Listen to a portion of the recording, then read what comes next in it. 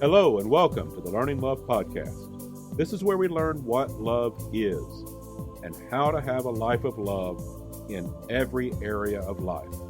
My name is Dr. Mark A. Hicks, author of the book Learning Love. Love can be practical, tangible, and a realistic life for everyone, regardless of your relationship experiences so far. So thank you for joining me as we spend some time learning love.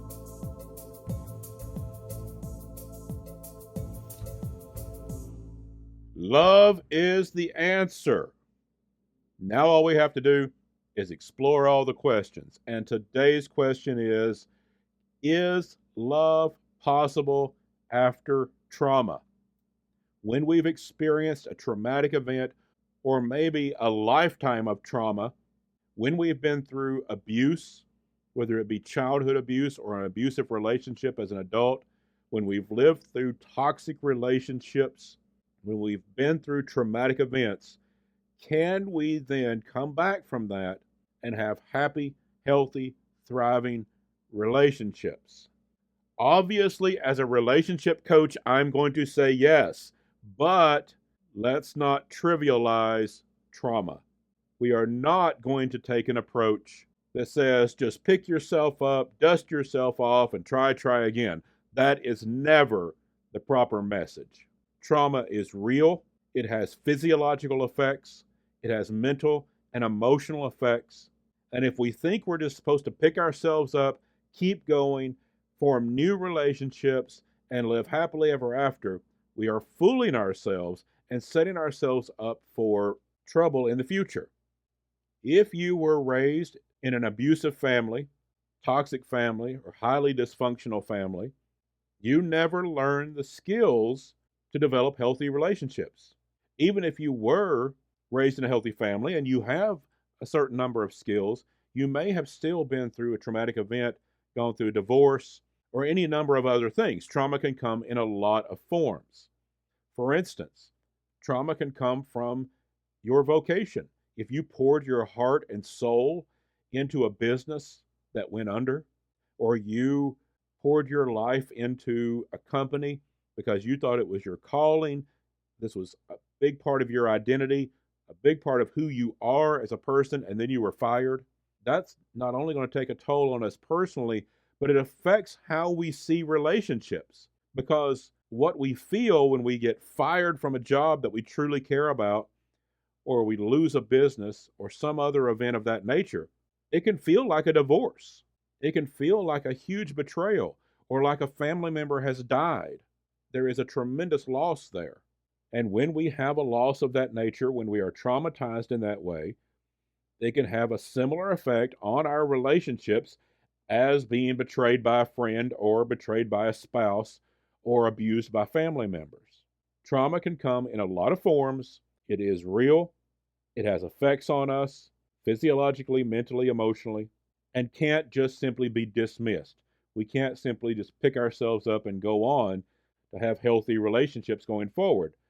But at the same time, we must understand we do not need to give in to that trauma and think it is going to rule over the rest of our lives. Trauma does not have to dictate our future. It certainly affects us, but it does not have to dictate our future. So many people allow the traumas of their life to dictate every other event going forward. And so if you were betrayed by a spouse, for some people that will affect every relationship going forward. They will always expect to be betrayed. They will never trust again. And that's not a healthy relationship. And so we have to balance this to understand that trauma is real.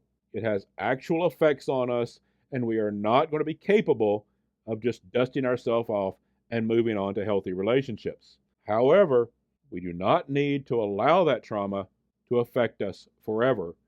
We can overcome that and go on to healthy relationships. And this is why. The reason we can do that is because love is a learned skill set. Maybe you loved and lost, whether it was a marriage, maybe it was a family, maybe it was a job. You loved and lost somewhere along the way. But love being a learned skill set means that you can learn from that traumatic event, learn what went wrong so that we can prevent that in the future, but still go on to healthy relationships. Let me use an analogy that's much more trivial and much less dramatic than abuse and betrayal and unemployment and things like that. Let's put this into another analogy, important but a little less dramatic. Let's think about a professional athlete. For them, winning and losing those games is everything. They have trained their whole life to be this professional athlete. They train endless hours every week, not only keeping their body in shape, but specifically preparing for that next game, researching the opponent, understanding their strengths and weaknesses, putting together a game plan, working together with coaches and teammates. And then they go out into that big game, they pour their heart and soul into it, they give it everything they've got, and they lose.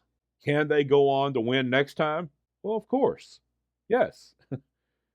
But they're going to need to recover from that game. There's probably going to be some bumps and bruises and maybe some injuries that they experienced during that loss. They're going to have to learn from that experience. What went wrong? Where did they fail to prepare? Where did they fail to execute the right way? Athletes and those that love sports understand you've got to go into every game expecting to win and give it your all. And when you lose, you learn from that. You recover from any injuries, bumps, and bruises you might have from that experience. You take care of yourself. A professional athlete will go in after the game the next day and go into the training room and work with trainers to heal any twisted ankles or bruises they might have in order to be ready for the next game. They take care of themselves and they learn from the experience so that they put themselves in a place to win next time. Now, the stakes are much higher when we're talking about our life rather than a game, when we're talking about our relationships of family and friendships and job. Obviously, the stakes are much higher than a single game in a season. But this still illustrates how we come back from that loss. We take care of ourselves, we heal from the injuries and the bruises we have from that event. Maybe that could even be physical if there was physical abuse, but certainly there's going to be emotional bruises, emotional scars from those traumatic events. And so we heal from that. We take care of ourselves. We allow ourselves that time of healing. And just like an athlete would go to the trainer or maybe a physical therapist or maybe a doctor to heal from injuries, all of us, when we've been through a traumatic event, we need help as well. Go to a doctor, go to a therapist, find a counselor, find a coach. This is something I harp on all the time. Everyone needs help, especially if you've been through trauma. Trauma is real. Take it seriously. When you've been through a trauma, you need to take care of yourself and you need to get help to heal from those injuries, those bruises that hurt. Think about emotional trauma sort of like being in an emotional car wreck. If you were in a severe car wreck, you would probably go to a doctor to at least get checked out, just to make sure you didn't have a concussion, to make sure everything was okay. And if you were hurting, if you were injured, clearly you would go to the emergency room after being in that car wreck. Think about trauma as an emotional car wreck. And if you were raised in an abusive household, you were in that emotional car wreck over and over and over again. And so you're going to need some help. When we've been traumatized, find a counselor, find a therapist, a coach, someone. Go to a medical doctor to get checked out because it has physiological effects as well. To get back in the game of life, we need to heal. So get the help you need. And then understand love is a learned skill set. And so we can learn from those past experiences what worked, what didn't. What do we want different in our relationships in the future? What do we need to learn? What boundaries do we need to set? What areas of focus do we need to speak with a counselor about? And even if we have to start from scratch, that's okay. Love is a learned skill set. We can learn it. We can learn to have that healthy marriage. We can learn to have a healthy family deep friendships. We can learn to love our job in a healthy way again, to love what we do, even if we've been burned in the past. That's why I wrote my book, Learning Love. It teaches what love is and how to live it out through the 5 components of love. We learn those 5 components of love. Some people already know 1 or 2 or 3. Some people don't know any. They're surprised by all of them. It's okay. None of them are rocket science. You can learn all 5 components of love and put them into place in order to build healthy, happy, thriving relationships. The best news that we can have if we've been through trauma is that love is a learned skill set. It's not fate. It's not serendipity. It's not something you just fall into accidentally. It's something that we learn. Now, the reason most people don't know that is because if they were fortunate enough to have parents that love them, they learned some of these skill sets before they even knew they learned it. We learned it growing up. We learned the basics of healthy relationships from our loving parents before we even learned to talk, before we could walk, before our permanent memory even formed. We were learning what love is from our loving parents. And so people just assume then, well, love is natural. It just happens. It's just something that is part of the human condition, and we don't have to work at it. We don't have to think about it. We don't have to know what it is. It just is. And there's enough people that are fortunate in life to be raised by loving parents that meet a spouse that is a genuinely good person, and they have a basically happy marriage their whole life, and they raise their children in that same healthy environment that they were raised in, and it works. And so they become a testimony of love being easy. Love just happens. You just do what your family did, and it's natural. We learn it growing up from our family, and it's all natural and easy, and love just is. And it's that attitude and that mindset that has often left us to leave the language of love to songwriters and poets. It becomes this mystic thing that we just sort of feel our way through. We have this poetic language, this beautiful music that is in praise of love. And we allow that to define our concept of what love is. But the reality is, when you were raised in an abusive family, or if you've been through a toxic relationship, you've been through a divorce, you've been through some sort of trauma, you've poured your life into a career that was suddenly gone, people in your life died unexpectedly and far too soon, you've had these traumatic events. To understand love and building back healthy relationships in your life, you need more than a song. I love music. I love songs. I love poetry. I think it's beautiful. But that's not going to build the life you want and the life you need when you've been through traumatic events. You need more than a song. And so learn what love is. Learn the 5 components of love. I've got a book coming out in June of 2025. In the meantime, you can go to my website, markahicks.com, and get my free ebook, The 5 Components of Love. Learn what love is and how to live it out. Get resources from me and from others so that you learn what love is and how to build it. And when you know that is possible, it changes everything. I once talked with a lady who had been through childhood trauma, who was raised by abusive parents, and she had come to the conclusion that love did not actually exist. There was no such thing in the universe.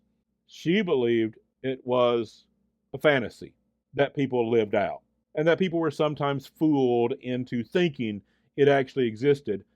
But then she would use things like the high divorce rate and the number of people that are unhappily married, that are just staying together for the kids, or staying together for money, or staying together because of their religion or some other reason, but weren't actually happy. She would use all the trauma she saw around her to say, I told you so. Love doesn't actually exist. There's no such thing. And look at all the people that are hurt thinking that it exists, pursuing it, and getting hurt in the process. I'm going to use an analogy here that she didn't use, but it's what I kind of took from what she was saying. It sounded to me like she was saying that the concept of love was kind of like Santa Claus. Santa Claus is something that we enjoy in society. It's fun, it's fancy, it makes us happy. Seeing the children come in on Christmas morning and start opening the gifts from Santa is just fun. It's just a joy of life. And who cares if it's real or not? And yes, there'll be a time children have to go through a transition to understand that this was just a big societal game. This was just a game we played for fun. It was just pretend. And we enjoyed it, but it's not real. This seemed to be the way she approached love. Sure, you can enjoy it for a while. It can be this fancy little game, this fanciful, joyful spree that we have. You can have happy moments, joyful events based on the concept, but eventually you'll learn it's not real. Now, obviously, that's a sad statement, but I could see her logic. She was hurt growing up. Love was not part of her life. And you start looking at all the traumas in the world and how many people are hurt in the pursuit of love, and you could draw that conclusion. She made some logical sense in her argument. But my argument against that is that love is a learned skill set. If you approach it that it's fate, then yes, you could probably argue it doesn't exist. If you come from an abusive background, a toxic background, if you've been through divorce, if you've been through traumatic relationships, if you've been betrayed, then you could certainly argue it doesn't just naturally happen. But when we know that it's a learned skill set, that love can be learned and needs to be learned, that it's not just the stuff of songs and poets, that it's not just the stuff of fate and fantasy, that love is a learned skill set that too many people were not taught growing up. Many people learn some of the aspects of love, enough to get by, but then they still live out their relationships thinking, what's wrong? Something's missing. Why is it not like the songs and the poems and the beautiful rom-com movies? The reason is we are depending on a fantasy. We are depending on fate rather than understanding that love is a skill set we all need to learn. We may have learned parts of it growing up, but we may not have learned everything. And we can build happy, healthy, thriving relationships regardless of our past experience when we learn what love is and how to live it out. That's why I write about love. That's why my ebook is available on my website, The 5 Components of Love. And that's why I wrote the book, Learning Love, that comes out in June of 25. I want people to understand this concept so that no matter what you've been through, no matter what your life experience so far, you can learn the 5 components of love, put them in your life, and build healthy relationships even after trauma. Can you have healthy, thriving relationships and be happy in life after trauma? Yes. But it's much more than just dusting yourself off and trying again. It's understanding the physiological, mental, and emotional effects of trauma, getting the right help to heal from that, and getting back in the game with more knowledge when you learn what love is and how to live it out, because love is a learned skill set.